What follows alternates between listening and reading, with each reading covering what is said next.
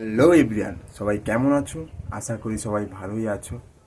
তো আজকের ব্লগটা হচ্ছে আমি আজকে গোঁফ দাড়ি সব কেটে সেভ করব। চুলটা থাকবে, বাট দেখি কীরকম লাগবে, আমি জানি না কেমন লাগবে আমাকে। তো বাড়ির রিয়াকশানটা কেমন হয়, তো অনেকজন আমার দিদি দাদারা আছে, তো তাদের রিয়াকশানটা কেমন হয় তো তোমাদের দেখাবো আজকে। তো চলো, এখন আমি ক্লিনটা করে নিই, তো তারপরে আমি তোমাদের আমার ফেসটা দেখাবো তো কেমন লাগে।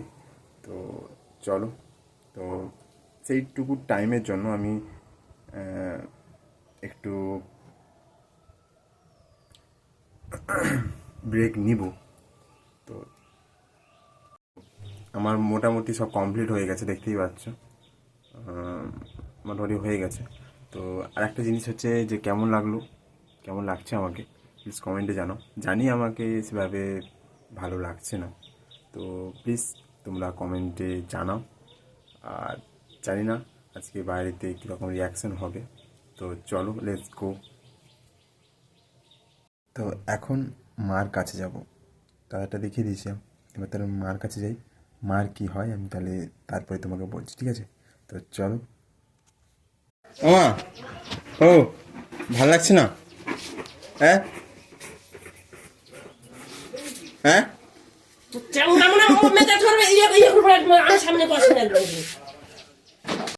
মা তো রেগেই গেছে একদম, কি বলবো। তো গাইস, দাদা এসছে, তো চলো ফেসটা দেখাবো, তো রিয়াকশানটা কেমন হয়।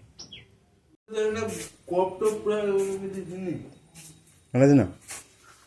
হুম।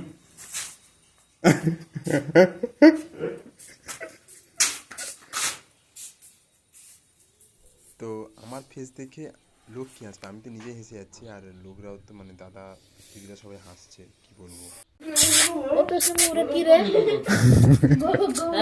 গু লাগিয়েছে মুখ ছবি তুল গু লাগিয়েছে কাকাই দেখেছিস কেমন কাকাই গালে গু লাগিয়েছে ছ্যা ছ্যা ছ্যা ছ্যা ছ্যা ছ্যা ছ্যা ছ্যা ছ্যা ছ্যা ছ্যা হুম এই আবার মাই এসে যাবো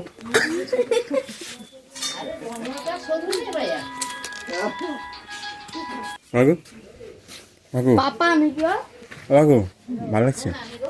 হ্যাঁ হ্যাঁ, আগে ভালো লাগছে না এখন ভালো লাগছে? ভগার আমি মতো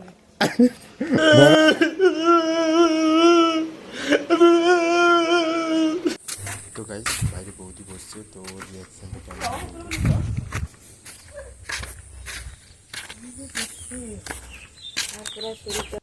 তো বৌদি বললো যে যে ফেসটা নিয়ে কি যে করছে বুঝতেই পারছি না। তো সেভাবে রিয়াকশানটা ফ্যামিলিতে সেভাবে হলো না, কারোর মানে দাদা কেন দিদি কেন, ভেবেছিলাম অন্যরকম হবে। তো চলো গাইস, নেক্সট ব্লগ আসবে, টাটা বাই বাই।